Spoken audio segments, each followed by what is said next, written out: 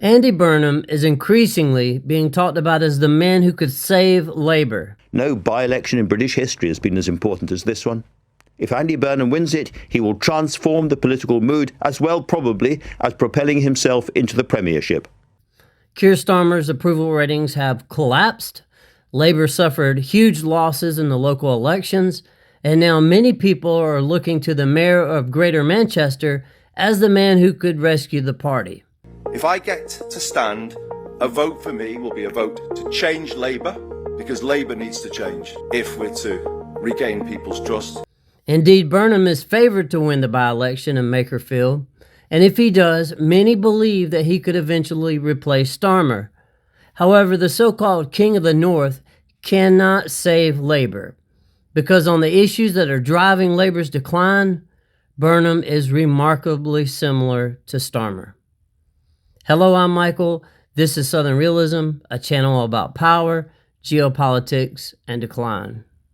Now, Burnham does have real strengths. People have lost a lot of faith in politics. They've lost trust in Labour. This area was Labour going back in time, and I'm running a different campaign. He's more likable than Starmer, for sure. He has stronger grassroots support. He's widely viewed as an effective mayor, especially for the work on public transport in Greater Manchester. But Labour's problem is not that Keir Starmer lacks charisma, which he certainly does. Well, I think we've been discussing irregular, illegal migration is a huge issue in both our countries. In the United Kingdom, it is a real cause for concern, and that's why we must bear down on it. Labour's real problem is that millions of voters increasingly reject the direction of the political class itself. Labour has lost its way and needs to find a way back to connecting with people. And that, I think, is the opportunity that's been missed in this by-election selection.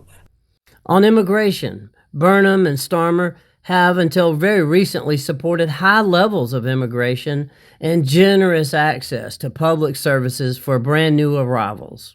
The vast majority of people here want to welcome people in. They recognise the contribution to social care, to the NHS.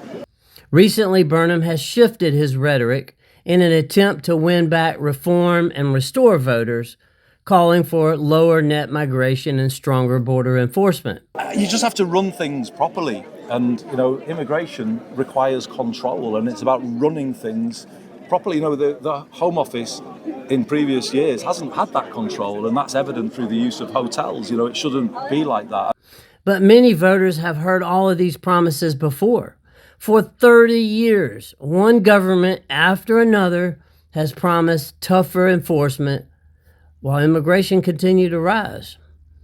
Burnham's recent rhetoric sits uneasily beside his long political record. And Labour's record on immigration is one of the main reasons that working-class British voters continue moving towards Reform and Restore and other anti-establishment parties. Send the following message and the boats will stop. If you come to the UK illegally, you won't be met with luxury accommodation. What will the British government do to you? 2 words: detain, deport. This is the only way. On foreign policy, the differences are even smaller. Burnham and Starmer are both firmly aligned behind Ukraine and both support a confrontational posture towards Russia, the biggest nuclear superpower in the world. Burnham is not offering a fundamentally different foreign policy. If anything, he has argued for even greater military spending.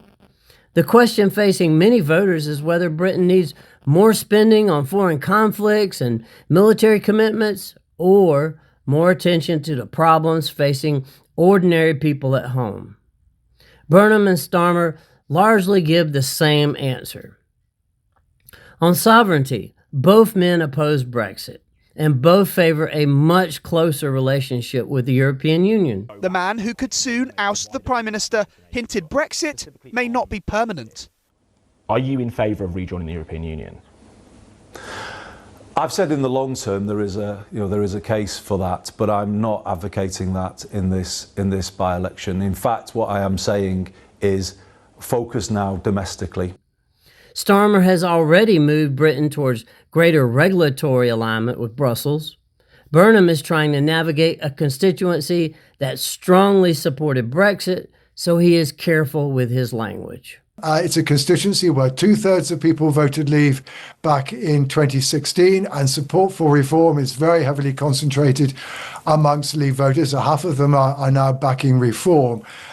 He says that he does not want another referendum, but he also appears comfortable with much deeper economic and political integration with the European Union.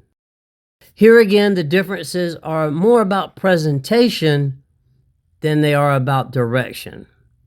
What you see in Burnham is someone who talks differently than Starmer and who connects better with ordinary voters. What you do not see is someone who fundamentally breaks with the political consensus that has dominated Britain for decades. If you look at the last 50 years, Britain has been on the wrong path. On immigration, on foreign policy, and on sovereignty, Burnham remains much closer to Starmer than many of his supporters would like to admit.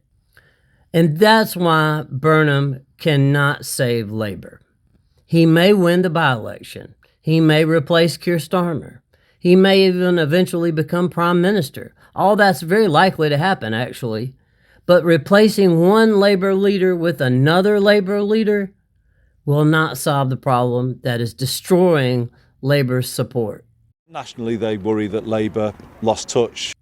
Voters are not simply rejecting Keir Starmer. Of course they reject him, but it's not just him. Increasingly, they are rejecting the political consensus that Burnham largely shares with Starmer.